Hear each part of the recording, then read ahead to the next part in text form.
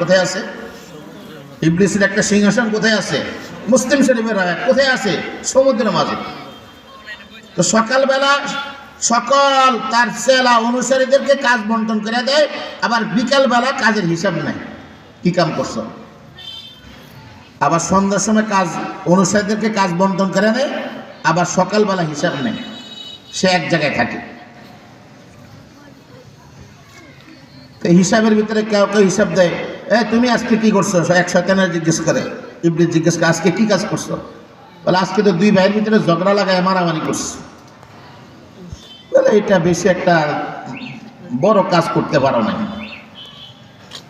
এটা কোনো বড় মূল্যবান কাজ করতে পারো না। বলে তুমি কি করেছো? বলে একজনের আর ছেলে মেয়ের ভিতরে অবৈধ সম্পর্ক করায় জিনা করাইছি। বলে তুমি কি কাজ করেছো? বলে আমি একজনের মদ খাওয়াইছি।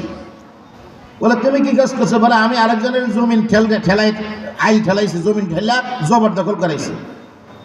আরেকজনে বলে তুমি কি করছো? বলে আজকে আমি একটা কাজ করছি, স্বামী স্ত্রীর ভিতরে দ্বন্দ্ব লাগাইয়া তালাক দেওয়াই দিছি। ইবলিস তখন খুশি হয়ে বলে তুমি আমার কাছে আও, তোমার আমি শুভু দিই, তোমার আমি মহানাকা করি, কোলে করি। এত বাহাবা, এত সুন্দর কাজ তুমি করছো, এই জন্য তুমি পুরস্কার হওয়ার যোগ্য। ইবলিস খুশি হয়ে কোন কাজে বলেন দেখি? কোন কাজে? স্বামী স্ত্রীর ভিতরে যদি দ্বন্দ্ব লাগাইতে পারে এই কাজে ইবলিস খুশি। এজন্য সাবধান, স্বামী স্ত্রীর ভিতরে দ্বন্দ্ব লাগানোর কারণে অনেক ফিতনা তৈরি হয়, অনেক নাজায়েজ তৈরি হয়। দেখা যায় স্ত্রীকে তালাক দেয়া আবার এই বউর নিয়ে ঘর সংসার করতেছে। আছে, সমাজে আছে। কিন্তু আমাদের কাছে মাস্টার জিজ্ঞেস করে, আমরা ফতুয়া দিয়ে দিছি যে তালাক হয়ে গেছে গা, বউ রাখা যায় না। এরপরে কয়দিন পরে শুনে এই বেটা বউ দুইজনে রাজি, বাচ্চা সংসার করতেছে, পুরাটা জিনার গুনাহ হইতেছে কিনা। যে সন্তানগুলো হবে সব যারা সন্তান হইতেছে। এই জন্য ইবলিস বলে আমার কাছে পুরস্কার পাওয়ার যোগ্য ওই ব্যক্তি, যেই শয়তানে দৈনিক স্বামী স্ত্রীর ভিতরে ঝগড়া লাগাইতে পারে, হেরে বুকে মোয়ানাকা করে, তার সাথে তার কপালে চুমু খায়, তার জোড়া করে ধরে ইবলিস। রাসূল বলে একদিন ইবলিস আমার কাছে আসছে নামাজরত অবস্থায়, আপনাগুলো গল্প করতেছি। বলে ইবলিস একদিন নামাজরতে আসছেন, বলে আগুনের শিখা লয়া, আগুন লাঠির মাথায় আগুন ধরায় আসছে, আমার চেহারা লাগাইনি, আমি নামাজ পড়তেছি। পরে একবার মনে চাইছে ওরে ধইরা ফেলায়, ইবলিসেরে ধইরা ফেলায়। যদি ধরে ফেলাইতাম তাহলে মদিনার বাচ্চারা সকালবেলায় এই ইবলিসকে মসজিদে নববীর খুঁটির সাথে বাধা দেখতে পাইতো, বাচ্চারা খেলতে পারতো ইবলিসের লগে।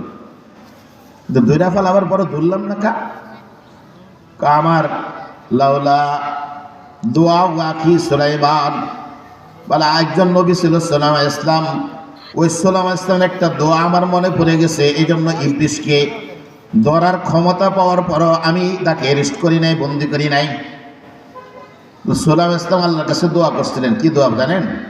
রব্বি হাবলি মুলকান লা ইয়ানবাগি লিআহাদিন মিনাল আলামিন, এ আল্লাহ আমারে এমন একটা রাজত্ব দেন যে রাজত্ব পৃথিবীর আর কারণে দিবেন না। এই জন্য সুলাইমান ইসলাম সকল মানুষের উপর রাজত্ব চালাইছেন, জিন্নাতের উপর রাজত্ব চালাইছেন, এমনকি সকল মাখলুকাত, পশু পাখি, পিপিলিকা, সকল জিন্নাতের উপরে রাজত্ব ছিল সুলাইমান ইসলাম। এখন যদি আল্লাহ রসুল এই ইবলিসকে বন্দী করে রাখে, তাহলে অনেকে মনে করবো সুলাইমানের এই দোয়া তো কবুল হয় না, কারণ সুলাইমান তো এমন দোয়া করছে, আমারে এমন ক্ষমতা দিবেন আর কারোর দিবেন না। এখন যদি সুলাইমান ইসলাম আল্লাহ রসুল যে ইবলিসকে অ্যারেস্ট করে ফেলা, বন্দি করে ফেলা, তাহলে মনে হলো যে সুলাইমানের দোয়া কবুল হয় নাই। অথচ সুলাইমানের দোয়া তো আল্লাহ কবুল করছেন। এই জন্য রসুল বলে যে সুলাইমান ইসলামের দোয়াটা স্মরণ হয়ে গেছে, এই জন্য ইবলিসকে বন্দি করার শক্তি থাকা সত্ত্বেও আমি ইবলিসকে অ্যারেস্ট করি নাই, বন্দি করি নাই। আমার মনে চাইছে ইবলিসকে বন্দি করে মসজিদে নববীর খুঁটির সাথে রাত্রে বেঁধে রাখতাম, সকালবেলা মদিনার বাচ্চারা তার সাথে খেলাধুলা করতো, যেমন পাগলের সাথে খেলাধুলা করে।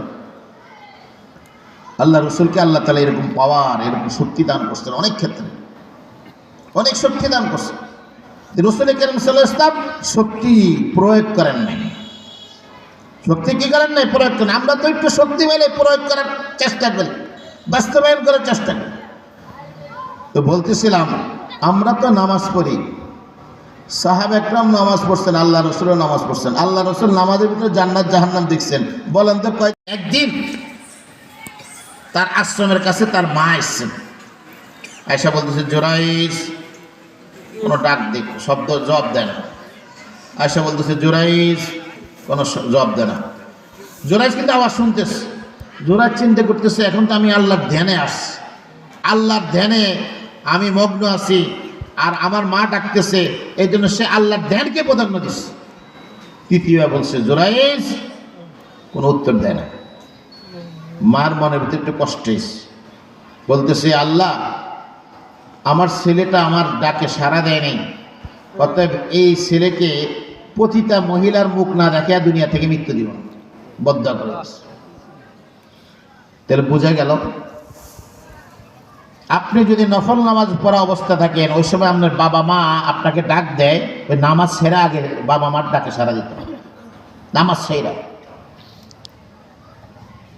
আপনি কইবেন না এই বাচ্চা বলা মনে তো পেশাল বেরান বলে, কিন্তু ধমকে দেয়, কি পাইছেন আপনি, পাইছেন নাকি?